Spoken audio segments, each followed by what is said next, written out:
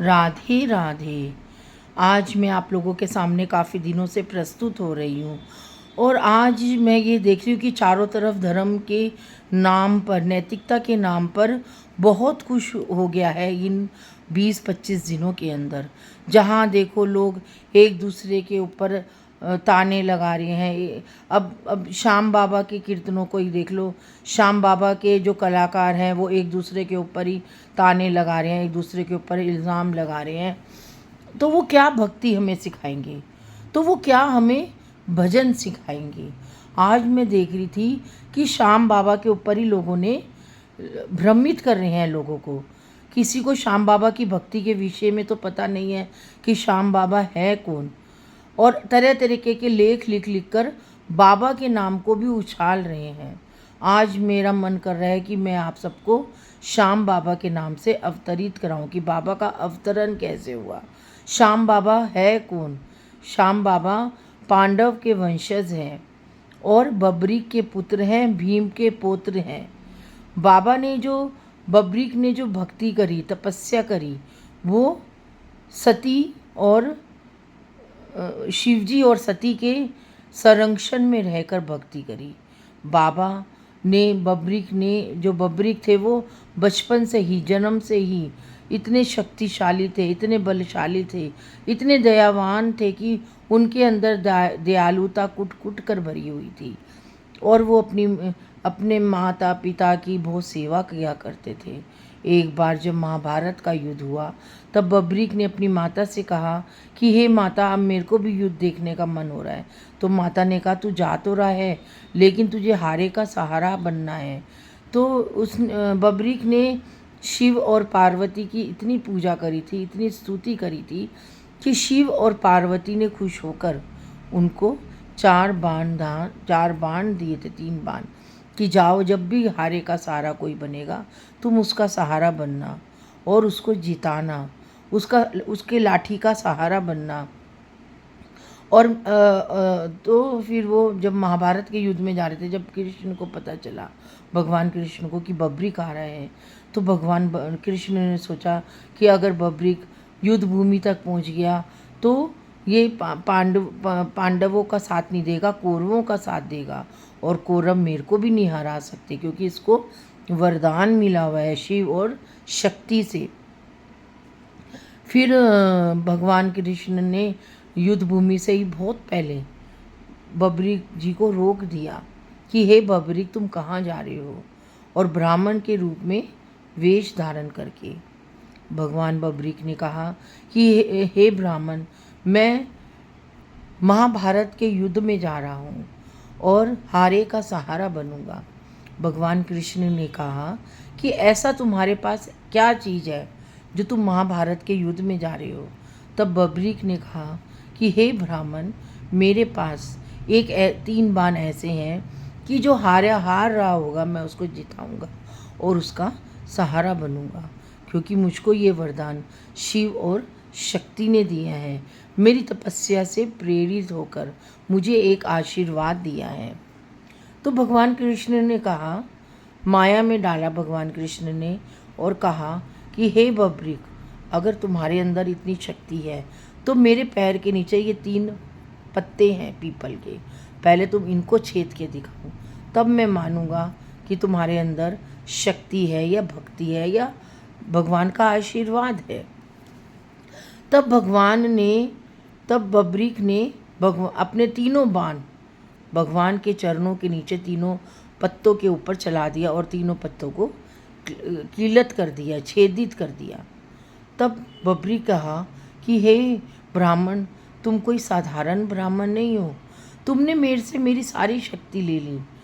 अगर तुम फिर भगवान कृष्ण ने बबरीक को अपना पूरा रूप दिखाया, अपना पूरे रूप में आए और सुदर्शन चक्र सहित पांचन्य शंख के द्वारा और गरुड़ पे सवार होकर, तो भगवान बबरीक ने कहा कि हे कृष्ण भगवान, अगर तुम मुझसे वैसे ही मेरे बाण ले लेते तो मैं वैसे ही ले लेता।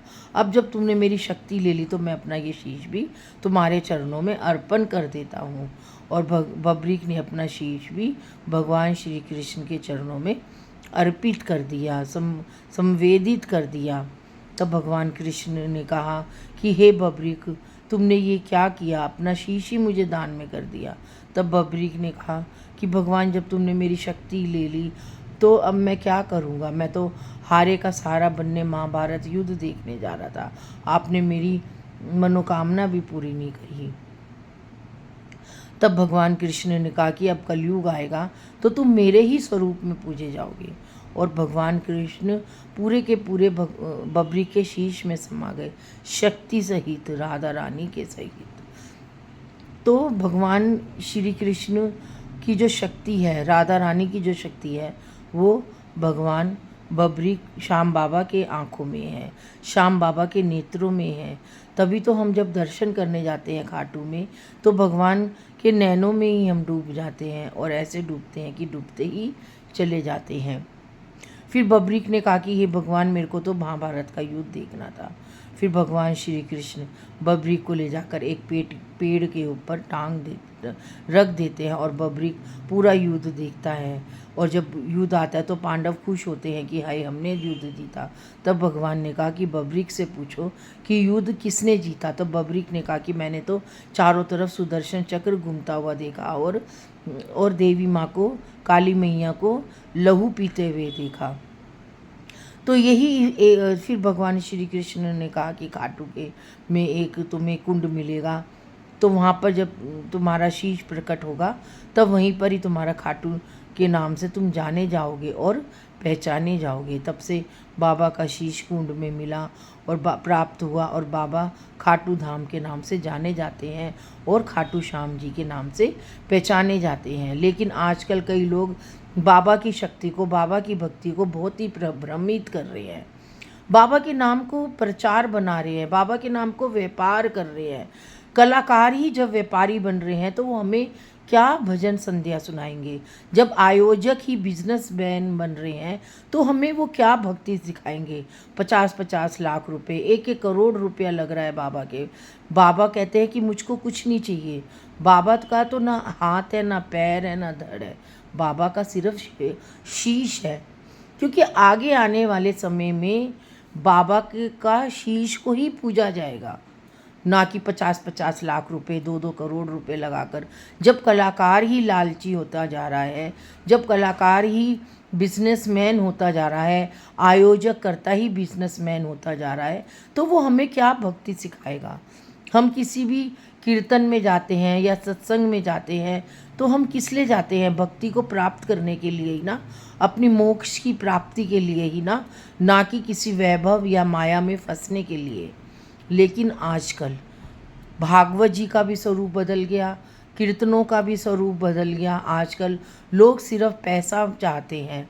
जितने भी बड़े बड़े भागवत वक्ता हैं, और आजकल तो भागवत जो लोग करा रहे हैं, आयोजक ही बिजनेसमैन बनते जा रहे हैं। उनको यही नहीं पता कि भागवत वक्ता है क्या, भागवत वक्ता हमको सही से भागवत सुना रहा है या ना सुना रहा है। वो सिर्फ एक आयोजन करना चाहता है और उसके माध्यम से धन को एकत्रित करना चाहता है। ये आज मैं नहीं कह रही हूँ, ये भागवत जी में लिखा है। और जो सच्चे मन से भागवत वक्ता हैं, जिन्होंने भागवत जी को बिजनेस नहीं बना रखा है, जो आज भी बड़े बड़े संत महात्मा हैं, उनके मुख से मैंने सुना है। ये मैं नहीं कह रही हूँ, ये बड़े बड़े संत महात्मा कह रहे हैं। और जो भी इस व्यापार में शामिल नहीं है वो लोग कह रहे हैं। लोग उनको पूछते भी नहीं हैं, और वो आपस में एक दूसरे से लेकिन बहुत अच्छे से जुड़े हुए ही हुए हैं। अब हम भी भागवत में 25-30 साल से हैं, 25-30 साल से हम भी भागवत से जुड़े हैं, हमें भी भागवत का अध्यायों का पता है। लेकिन जब हम अब भागवत जैसे विषय को सुनते हैं तो जब वो उस विषयों को के बारे में बताते नहीं तो हम तो कहते हैं कि भागवत अब हमारी विलुप्त ही होती जा रही है। आजकल भी जो भागवत हो रही है, क्या वो अच्छी भागवत हो रही है? नहीं, वो पूरी की पूरी विलुप्त होती जा रही है। आज के लिए इतना ही, कल के लिए मैं आगे आपको बताऊंगी।